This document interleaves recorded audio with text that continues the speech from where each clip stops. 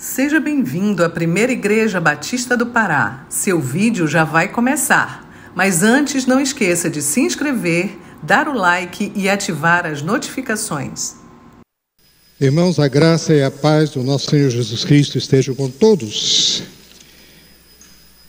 Muito bom ver um bom número aqui em julho, já chegando mais na metade. Estou muito contente em ver esse grupo, o coral, a orquestra, fico muito feliz. E é claro que vamos orar pelo pessoal que está viajando, os nossos irmãos, estamos orando, e que eles, onde estiverem, estejam sendo também uma bênção. O Cláudio sempre, corretamente, pede para eu antecipadamente dar o título, e eu penso, dou um título, e frequentemente eu fico pensando depois, devia ter dado outro título. Tem outra coisa mais interessante, mas ele pede quarta, quinta-feira, então eu ainda estou desenvolvendo ideias. E o texto é em Jonas, que nós já vamos ver, inclusive podem abrindo logo suas Bíblias em Jonas 1, e é claro que nós vamos falar sobre o longo braço da graça de Deus, mas eu penso que talvez o melhor título seria As Primícias da Missão de Jonas. Porque nós não vamos falar sobre Nínive, nós não vamos falar sobre a pregação na cidade, aquela pregação meio fajuto que ele fez, assim, de ir só na metade e falar um pouquinho. Nós não vamos falar sobre isso. Nós vamos também falar da missão relutante, preguiçosa, que ele cumpriu no navio, e que levou também à conversão de um bom número de pessoas, né? É interessante, a Bíblia não tem um exemplo de um profeta com menos boa vontade que tenha tido tanto efeito. É interessante, isso mostra o longo braço da graça de Deus. Vamos abrir então as nossas Bíblias em Jonas, o livro do profeta Jonas, capítulo 1, versículos 3 a 16. Vamos ficar em pé para reverentemente ouvirmos a palavra de Deus. O texto começa com a chamada de Deus e nós vamos agora ver começando com a reação de Jonas. Chamado para se levantar, que é basicamente uma outra forma de fazer, disponha-te. Ele se dispôs, se levantou e foi na direção contrária. Vamos lá. Jonas se dispôs, mas para fugir da presença do Senhor, para Tarsis. E tendo descido a Jope, achou um navio que ia para Tarsis. Pagou, pois, a sua passagem e embarcou nele, para ir com eles para Tarsis, para longe da presença do Senhor. Mas o Senhor lançou sobre o mar um forte vento, e fez-se no mar uma grande tempestade, e o navio estava a ponto de se despedaçar.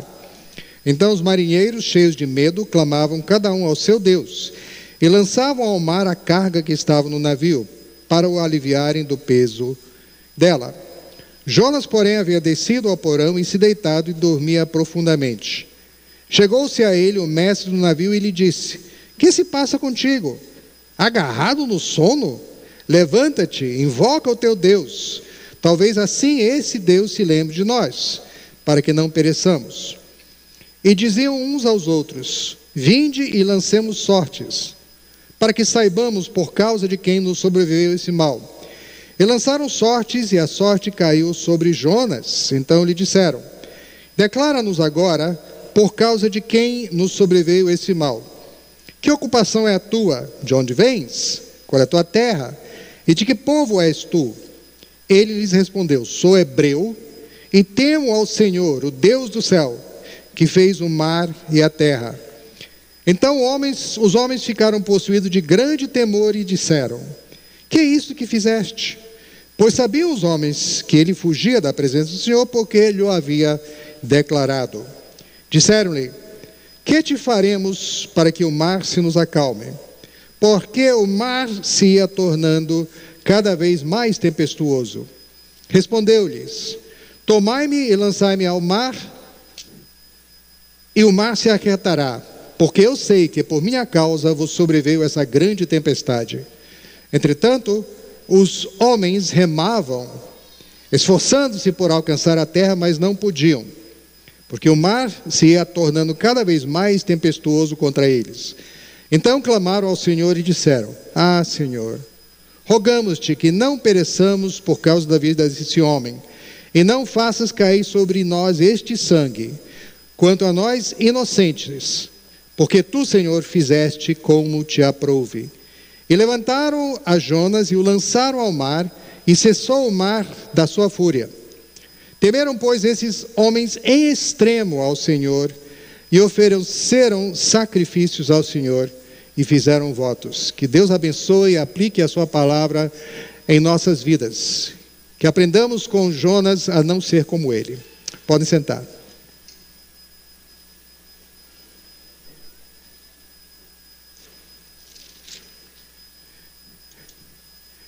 Só uma palavra rápida sobre Jonas. Nínive nós já sabemos, inclusive não faz muito tempo que ouvimos uma pregação excelente sobre essa questão da missão e o que aconteceu em Nínive. Acho que foi durante esse último período de ênfase missionária. Mas só uma palavra rápida de Jonas. Jonas é daqueles profetas que aparece pouco, ele inclusive só aparece no livro de 2 Reis, é o único outro lugar na Bíblia que ele aparece, 2 Reis 14, 25, que diz que o rei Jeroboão II, no versículo 24, ele diz que fez o que era mal perante o Senhor, jamais se apartou de nenhum dos pecados de Jeroboão, filho de Nabate, que fez pecar Israel. Versículo 25, apesar de mal, ele foi um sucesso como político e como rei. Restabeleceu ele os limites de Israel, desde a entrada de Amate até ao mar da planície, segundo a palavra do Senhor, Deus de Israel, a qual falara por intermédio do seu servo, Jonas, filho de Amitai, o profeta, o qual era de Gat-Efer. Então, Jonas esteve do lado certo da política. Eu não conheço nada mais, a Bíblia não fala mais nada dele, mas não há nenhum registro dele denunciar o mal de Jeroboão II, que copiou Jeroboão I nas suas ações. Basicamente, repetição. Montou sistemas de idolatria, deixava o pessoal sacrificar aos Baals e outras coisas assim. Ou seja, simplesmente mais um desastre como rei de Israel. Mais um bem-sucedido politicamente, e Jonas foi aquele que fez a profecia que ele ia restabelecer os terrenos. Então, Jonas, o que nós sabemos dele é que se ele denunciou os males do rei Jeroboão II, nós não sabemos. Mas sabemos que ele fez uma profecia que o rei ia ser bem-sucedido, foi bem-sucedido, e podemos ver disso que Jonas é um cara patriota. Ele quer ver Israel florescendo, ele quer ver Israel expandindo os seus termos. Então ele é um rei patriota, aliás, um profeta patriota, e é um dos motivos que depois ele não vai querer pregar a Nínive. Então é a única coisa que sabemos dele. Sabemos que ele então, quando foi chamado para levantou e foi exatamente na direção contrária. Se fosse para Nínive, que ficava a nordeste, quando a gente vai para o outro hemisfério, assim, do outro lado da Europa e Oriente Médio, em termos práticos, o que é oeste para a gente passa a ser leste para eles, em termos de sair mais para áreas menos conhecidas. Então, Nínive seria a nordeste e ele foi a oeste praticamente. Foi exatamente o contrário do que foi falado. E foi por navio. Agora, interessante que quando ele chegou em Jope, Jope não era uma cidade, nessa época, fazia parte do Império Fenício, de Tiro. Povo que alternava entre ser rivais e até inimigos de Israel e de Judá, e de serem grandes aliados. O rei Hirão de Tiro foi um dos que mais deu apoio ao rei Salomão. Inclusive, Salomão construiu a grandeza em termos políticos em grande parte por causa da ajuda do rei Hirão. E nesse período, Israel e Tiro e Fenícia eram aliados, e Jope, que era um porto secundário, mas importante, era usado pelos judeus. Mas judeu não era do mar. A cultura deles não era uma coisa de mar. A gente sabe que eles, quando montavam a sua frota, eles basicamente usavam navios dos outros. Em 1 Reis, capítulo 10, 22, vemos que Salomão, o rei, tinha no mar uma frota de Tarsis, com os naus de Hirão. De 3 em 3 anos voltavam a frota de Tarsis, trazendo ouro, prata, marfim, bugios e pavões. Eu não sei exatamente qual é a utilidade de um macaco na corte, mas traziam. Então, um rei de Israel ou de Judá, ele tinha dificuldade em montar uma frota própria. Tanto que a gente vê em 2 Crônicas, capítulo 20, 2 Crônicas, capítulo 20, quando há uma tentativa de eles serem, do povo de Judá, montar uma frota. 2 Crônicas, capítulo 20, no versículo 35 e 37, nós lemos o seguinte, que Josafá, o rei bom de Judá, se aliou com Acasias, um rei ruim de Israel, que procedeu iniquamente. Aliou-se com ele para fazer navios que fossem a Tarsis, e fizeram os navios em Ezion-Geber. Porém, Eliezer, filho de Dodavá de Maressa, profetizou contra Josafá, dizendo: porquanto te aliaste com Acasias, o Senhor destruiu as suas obras. E os navios se quebraram e não puderam ir a Tarsis. Ou seja, quando Judá ou Israel, aqui foi um esforço conjunto, os dois reinos se uniram nesse projeto, grande projeto de construção naval, estaleiros e tal, tentaram se unir para fazer uma frota, e a frota foi destruída provavelmente por um temporal, algum tipo de temporal. A mando do Senhor, é claro, mas se você olhar no mapa depois, Ezion-Geber fica numa área protegida. É uma baía, essencialmente, é um porto ao norte do mar de Acaba, que entra no Mar Vermelho, protegido, tranquilo. Não é como Jopa. Jopa é bem à frente do mar Mediterrâneo, venta e tudo, mas eles nem conseguiram construir uma frota que prestasse para sair de lá, porque mesmo num porto protegido, Deus mandou uma tempestade e conseguiu simplesmente aniquilar a frota. Nem chegaram a zarpar. Então, judeu não era pessoa do mar. Simplesmente não era, literalmente, a praia deles. Então, Jonas vai embarcar num navio fenício. Agora, interessante que nós vemos aqui uma coisa que muita gente é pego de surpresa. Inclusive, a primeira vez que eu li isso também leva uma surpresa. Na nossa imagem, Jonas entra lá, tipo agente secreto, está dormindo no porão, vem uma tempestade, mas o fato é que Jonas contou para eles, provavelmente quando comprou a passagem, que estava fugindo de Deus. Hoje em dia, se você fosse embarcar, bem possivelmente, quando você sabe, quem já fez viagem internacional, sabe que você tem que preencher aqueles formulários, antes do avião pousar, quem você diz, nome, nacionalidade, etc. e tal, motivo da sua viagem, turismos, lazer, negócios, conferência científica e outro. Aí no caso de Jonas ele teria colocado outro. Motivo então, descrever, fugir de Deus. Esse seria o propósito, fugir de Deus. Não sei como era o procedimento, mas tudo indica que eles viram que ele não era um fenício típico, ele não estava embarcando mercadoria, e perguntaram para eles: o que você está querendo viajar por quê? Ele tinha dinheiro, comprou passagem. Você está querendo viajar por quê?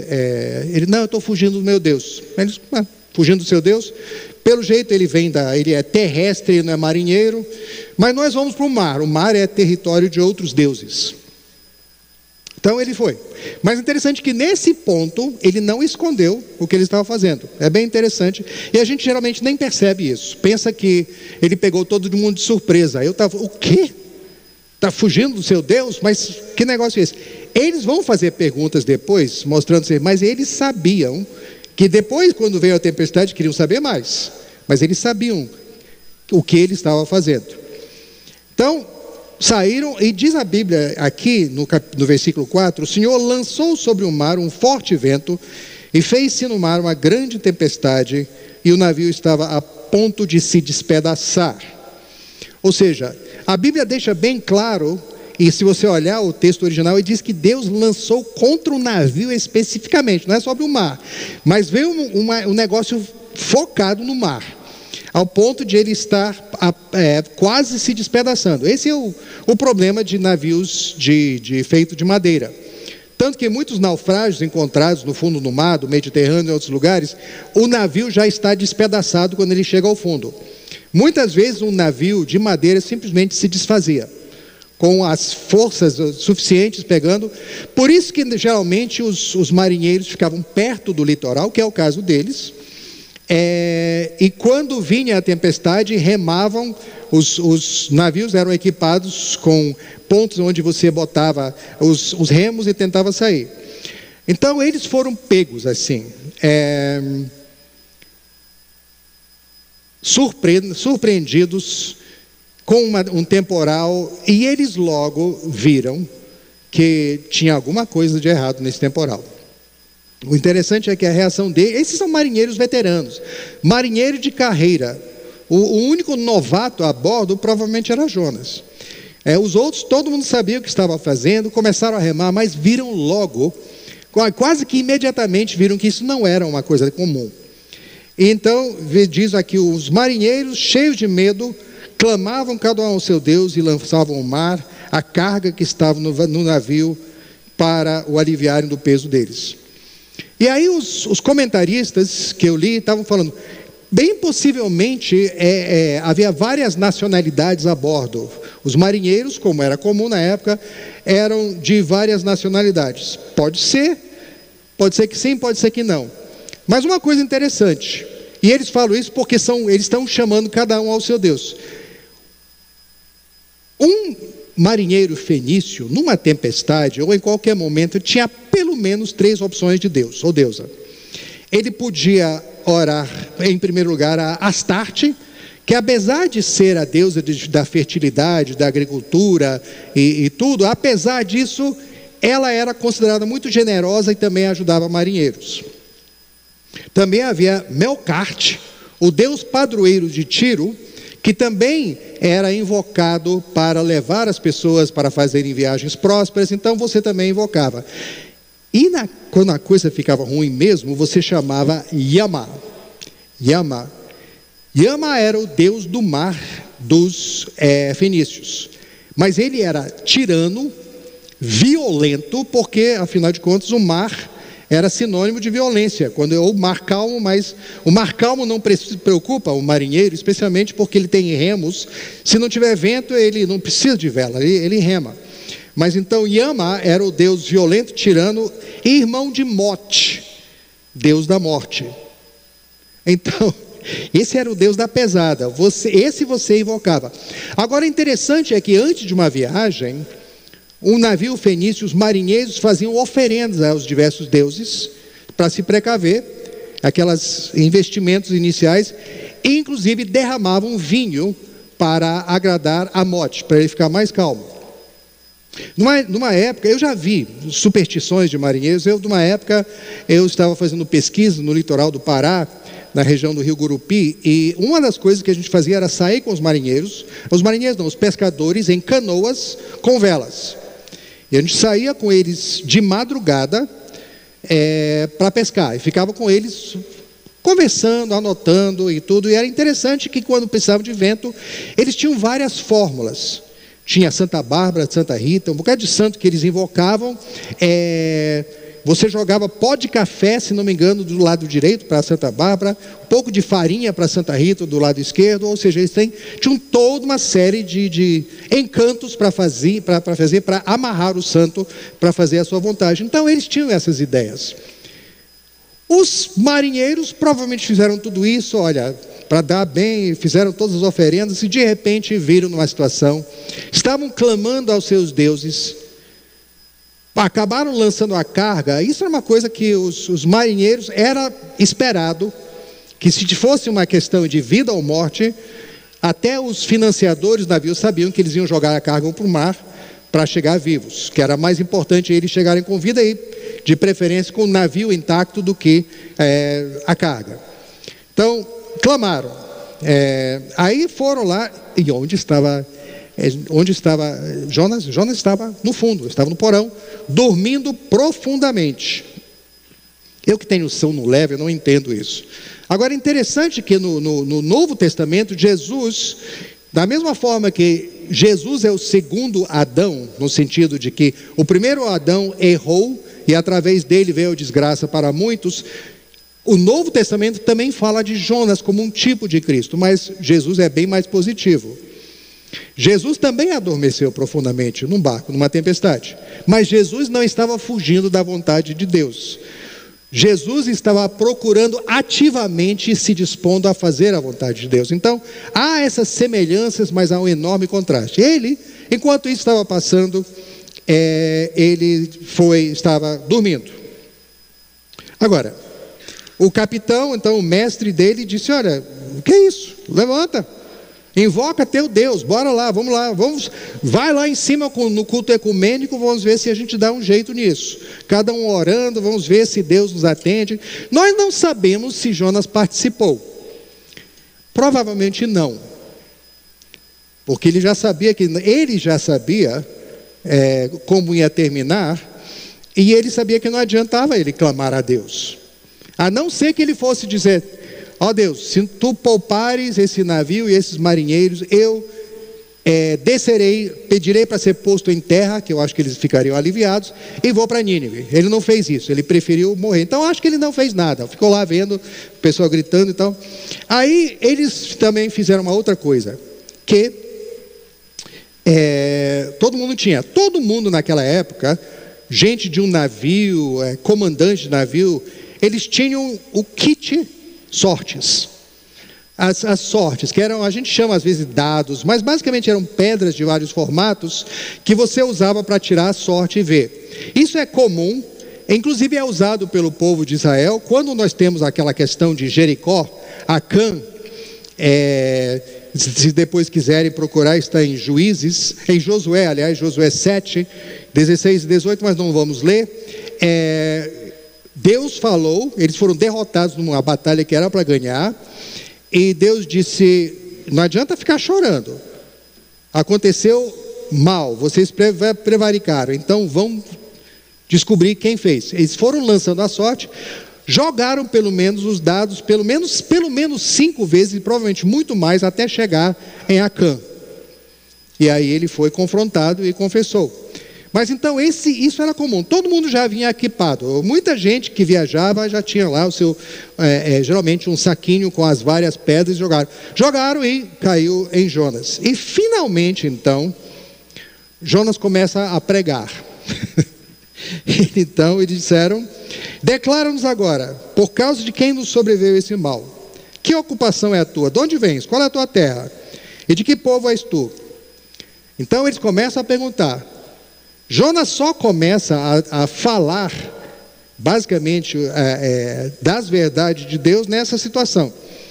Agora, quando ele falou o seguinte, sou hebreu e temo o Senhor, o Deus do céu, que fez o mar e a terra. Esse termo, o Deus do céu, é o termo que o judeu usava quando ele estava falando de Deus para outros povos. É usado em Daniel. Daniel vai falar para Nabucodonosor, o Deus do céu lhe fez rei. E é interessante que em Esdras 1:41, Esdras 1:26 parece, o rei Ciro diz: o Deus do céu me mandou. Então, o Deus do céu era o termo que o judeu usava quando ele falava para as pessoas, os outros. Então, é bem interessante aqui que ele não só disse: eu sirvo o Deus, o Senhor dos céus, mas que fez o mar e a terra. E isso então deixou o pessoal super preocupado. Por quê? Porque no mundo antigo os deuses tinham seus departamentos. Os gregos tinham isso. Zeus era deus da terra e dos céus, Hades era o deus do submundo, e Poseidon, depois chamado de Netuno pelos romanos, era o deus do mar. Então cada qual no seu cada qual. Zeus no mar podia complicar um pouco a sua vida, porque ele ainda tinha algum controle sobre os ventos, mas o mar era território de Poseidon. Então, quando você era um grego, um marinheiro, viajava, antes de embarcar, você ia lá e pedia a Poseidon fazer oferendas para eles lá. Então, cada deus tinha as suas responsabilidades e as suas atividades. Mas aqui ele fala que não é possível a Deus que fez os céus e o mar. Vamos ver como isso começou. O judeu sabe disso desde o início.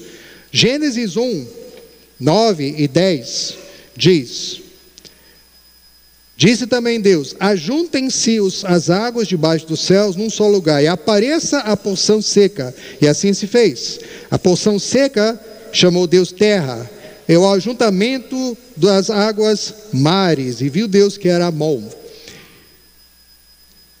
Para um pagão dessa época, por exemplo, ninguém dizia que Zeus era o criador do mundo, nem Astarte, nem outros deuses.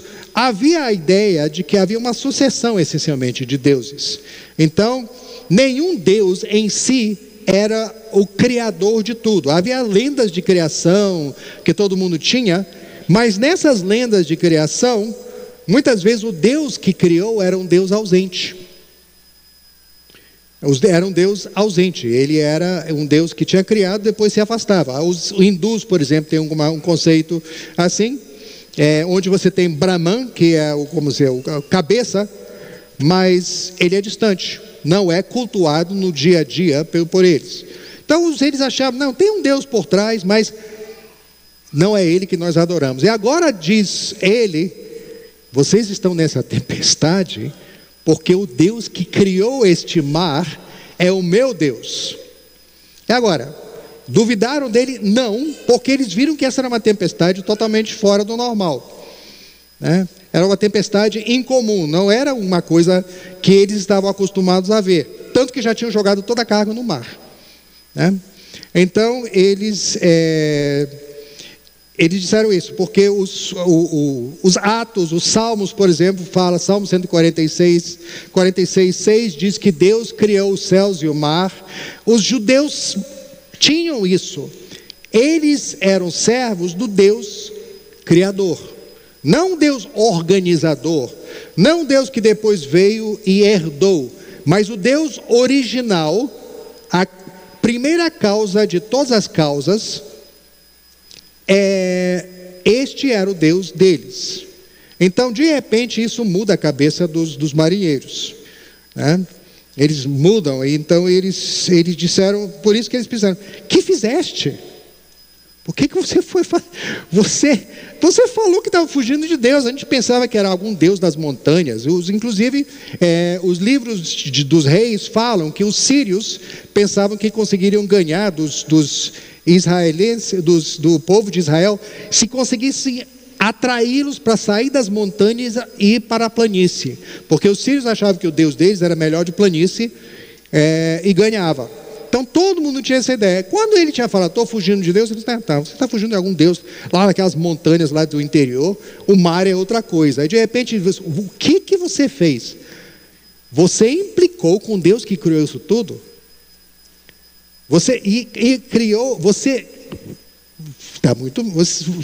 Simplesmente ficavam incrédulos que ele tinha conseguido fazer uma coisa tão boba assim. E então eles disseram: que faremos para que o mar se acalme? Porque o mar ia se tornando cada vez mais tempestuoso, a coisa estava ficando pior, né? E o versículo 12: respondeu dele: tomai-me e lançar-me ao mar, e o mar se aquietará, porque eu sei que por minha causa vos sobreveio essa grande tempestade. Ele diz: eu sou o culpado de vocês estarem à beira da morte.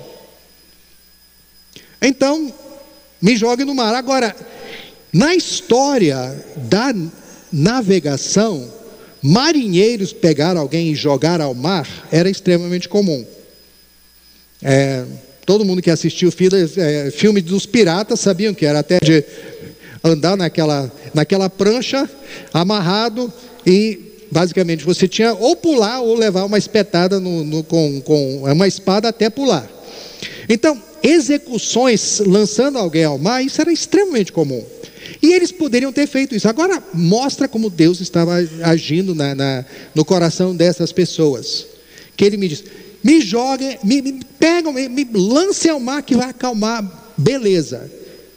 Eles acreditavam neles, mas eles não quiseram, eles tinham misericórdia, eles não queriam. Essa pessoa que tinha colocado esses marinheiros nessa situação terrível, eles não queriam a sua morte. Eu acho que se fosse eu ia dizer: não, tá bem aí, pula, vai, o que é que te impede? Agora, por que Jonas não ia pular? Porque isso seria uma forma de suicídio. E para um bom judeu, suicídio não era uma coisa boa. Inclusive, não há nenhuma menção positiva mesmo de suicídio. Há pelo menos 7 casos de suicídio no Antigo Testamento e pelo menos um no Novo, Judas. E nenhum deles é mencionado com aprovação. O único que chega perto é Sansão. E Sansão para os judeus era considerado um mártir, porque ele se matou para terminar o serviço que ele tinha começado e tinha errado. Então, tirando esse caso, que a Bíblia não aprova, só diz que ele matou mais gente com a sua morte que na vida. Mas o suicídio era considerado um pecado. E Jonas, fujão, vacilão, que não pensou 2 vezes em colocar em perigo uma pessoa, ele não queria pecar cometendo suicídio. Então ele disse: não, vocês vão ter que me jogar. E eles: não, peraí, você ainda quer que a gente, o quê? Aí tentaram remar. Versículo 13: entretanto os homens remavam, esforçando-se para alcançar a terra. João Calvino diz que o hebraico nesse ponto aqui está dizendo não só remavam, mas cavavam. Estavam com aqueles remos indo fundo, estavam fazendo o maior esforço possível. Eles não disseram: não, peraí, bora 2 ou 3 vezes, pronto, joga no mar. Eles fizeram mais um tempo tentando mesmo chegar em terra, né? Agora, se chegassem para alcançar a terra, pensa que Jonas teria dito: não, agora eu vou para Nínive. Não, ele ainda tem que passar 3 dias na barriga do peixe para isso. Então, Deus sabia que não ia terminar, então ficaram nessa situação. Então eles disseram e fizeram uma oração bem interessante. Então clamaram ao Senhor, disseram: Senhor, rogamos-te que não pereçamos por causa da vida deste homem, e não faças cair sobre nós esse sangue, quanto a nós inocente, porque tu, Senhor, fizeste como te aprouve. Isso é praticamente uma citação de Salmo 115:3, quando que diz: no céu está o nosso Deus, e tudo faz como lhe agrada. A gente até tem uma música que tem essas palavras, né? No céu está o nosso Deus, e tudo faz como lhe agrada. Eles teologicamente estão perfeitos nesse ponto. Eles estão dando uma aula de teologia a um profeta. Eles estão não citando, mas estão basicamente mostrando um entendimento de como Deus opera. Eles estavam vendo o poder de Deus. Então ele diz: Deus, tu és Criador, Os nossos deuses estão à mercê também de vários elementos. Eles têm que dividir a responsabilidade. Tu, Senhor, és Deus de tudo e tu fazes como tu queres. Então clamaram ao Senhor e disseram: Ah, Senhor, então levantaram a Jonas e o lançaram no mar, muito a contragosto, depois de tentado fazer plano A, plano B, plano C, plano D, tentando de tantas tentativas, eles disseram: Tá, então Deus, tu és o Senhor, tu dominas sobre tudo, seja feita a tua vontade. Jogaram, e aí, então a coisa interessante aqui é que imediatamente tudo parou. Diz a Bíblia que cessou o mar da sua fúria. Eu já estive em tempestades no mar. Eu já estive em pelo menos uma tempestade num barco pequeno em que eu estava mais ou menos... eu até juntei um material e botei dentro de um saco plástico para boiar uma máquina fotográfica, outras coisas, um caderno de anotações para pelo menos isso boiar e ser levado e alguém recuperar. Então já estive nessa situação. E eu sei de uma coisa. O mar não para de repente. Geralmente o mar começa, você sente quando o pior já passou, mas ele não para de imediato. Mas tanto no mar da Galileia, com Jesus no barco, quanto aqui parou de imediato e fez calmaria. E aí diz a Bíblia aqui: então temeram, pois, esses homens em extremo, e ofereceram sacrifícios ao Senhor e fizeram votos. Agora, o interessante é que depois de tudo isso, tem comentaristas, inclusive Calvino. Calvino, uma hora, ele está falando dos marinheiros e diz: eu não sei, que esses são meio bárbaros, eu não sei se eles se converteram mesmo. Não sei. E várias outras pessoas também falaram isso. Eu também não sei. A Bíblia não fala de muitas coisas assim. Por exemplo, os pastores que foram ver Jesus em Belém, depois viraram discípulos dele, nós não sabemos.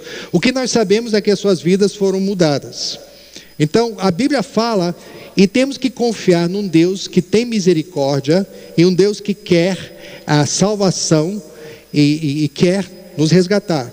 Então, para mim, eles demonstram, não porque eu só creio nisso, não porque eu quero, mas porque, pelo que falaram aqui. Diz a Bíblia que temeram eles ainda mais. Ficou aquela maravilha pensando no que Deus tinha feito, ainda mais do que quando estavam na tempestade. Parou a tempestade e eles ficaram mais impressionados com isso do que com a tempestade em si. Agora a gente sabe que esse é Deus. Então houve uma profunda mudança no seu pensar. Nós já sabemos que a sua teologia foi afetada positivamente. Aqui nós vemos aqui: temeram, pois, esses homens em extremo e ofereceram sacrifícios ao Senhor e fizeram votos. Agora eu sei, porque eu também já estive em avião em turbulência. Daquelas turbulências onde o pessoal até para de brincar. Vocês já tiveram esses aviões que começam a sacudir tanto que todo mundo fica quieto e você até ouve gente orando? E quando o avião pousa, e até agora todos os meus pousaram, né? Por isso, senão eu não estaria aqui. Você ouve aqueles suspiros e tal. E logo o pessoal começa a falar das besteiras, começa a falar palavrão, faz um bocado de coisa, e alívio e tal, brincando e tal. Isso não aconteceu aqui. Eu já vi, depois de momentos que a gente está temendo pela vida, a gente diz: que bom, passou. Aqui não, aqui tudo indica que eles ofereceram sacrifícios ao Senhor e fizeram votos. Pelo contexto aqui, bem possivelmente eles fizeram isso em terra, nós não sabemos. Mas nós não temos nenhum motivo para acreditar que eles simplesmente voltaram a ser pagãos marinheiros, adorando ao Deus rumo a sei lá o que, um Deus diabólico praticamente. Nós não temos nenhuma indicação que eles voltaram aos seus antigos caminhos. Então, o que nós aprendemos? Primeiro, Deus usa as circunstâncias para nos trazer de volta. Isso é o que a gente vê. Essas circunstâncias são os primeiros convertidos, os primeiros frutos dessa missão de Jonas que ele nem queria fazer. Ele nem queria, mas já estava tendo frutos. Mal tinha começado, nem conseguiu ir muito longe no navio, e já estava ele para ser jogado. Aí vai o peixe, ele ficou 3 dias no mar, depois levantou-se da praia, coberto de baba de peixe, e foi andando. Nós sabemos disso. Ou seja, Deus usa essas circunstâncias para nos trazer. Segundo, fugir de Deus traz consequências. E aqui é importante, não só consequências na vida sua, mas na vida de outras pessoas. Outras pessoas estavam fugindo, né? Terceiro, é muito triste quando o que a gente chama as pessoas do mundo nos dão lição. Muito triste quando a gente tem que aprender verdades eternas de pessoas que para nós nem são pessoas crentes. Aqui esses homens deram uma lição, eles tentaram lutar, eles tentaram do jeito deles. Mas interessante, Jonas sabia que estava errado, reconheceu que estava colocando vidas em perigo, fez mesmo assim, ficou quieto. Quando chamaram, estava dormindo no porão, quando chamaram, ele só falou, só respondeu quando realmente começaram a pressionar. Até lá ele estava quieto. Só na hora de lançar a sorte, só então falou. Os marinheiros gastaram mais tempo tentando salvar a vida de Jonas do que ele. Ele reconheceu o seu erro, ele disse: olha, eu sou o responsável por vocês estarem aqui. E mesmo assim tentaram salvar o desgraçado. Eu acho que por mim eu falava: é para pegar? Não, bora, tá? Aproveita e põe uns pesos aí nas pernas, aproveita. Pega lá umas pedras, uns pedaços de chumbo para ir bem forrado e joga no mar. Eu acho que eu faria isso. Mas eles não, tentaram salvar. Então, eles estavam tentando ajudar. Eles deram uma lição que um cristão não podia. Agora, o interessante é que a mensagem aqui também é que a mensagem de Deus é invencível. É invencível. Jonas, com toda a má vontade, logo a caminho de Nínive já é instrumento na conversão de pessoas. Imagina se ele tivesse feito com boa vontade, né? Imagina. Mas Deus usa quem Ele quer, quando Ele quer, da forma que Ele quer. O braço de Deus, o braço do Senhor é longo. A gente vê aquelas frases: o longo braço da lei, mas o longo braço de Deus alcançou no mar.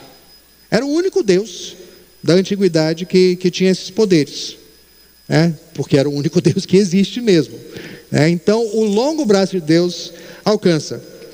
Agora, na nossa situação atual, meus irmãos, quando a gente tem essa situação, é muito triste quando pessoas que não são da nossa comunidade estão tendo que, às vezes, que nos dar umas lições de morais, chamar a atenção dos comportamentos nossos e dos nossos líderes em algumas denominações, alguns escândalos que estão acontecendo. É impressionante, você não passa uma semana sem ver alguma coisa que algum líder aprontou. Claro que a imprensa está procurando, é verdade. Eles estão fuçando, estão tentando descobrir isso é verdade. Mas nós estamos ajudando, eles não estão tendo que fazer muito esforço para encontrar coisas que nós temos de errado. Mas no meio de tudo isso, Deus tem um plano. Vamos ser consistentes, vamos ser coerentes com as pessoas, sabendo que onde você vai, você é observado. Onde você vai, a sua vida deixa marcas nas pessoas. Então vamos lembrar, vamos aprender, acima de tudo, vamos aprender mais com os marinheiros, porque as suas atitudes aqui são bem mais crentes do que a de Jonas, e acima de tudo lembrar com esses primeiros resultados da missão relutante de Jonas, que o braço de Deus é longo e alcança a todos. Amém?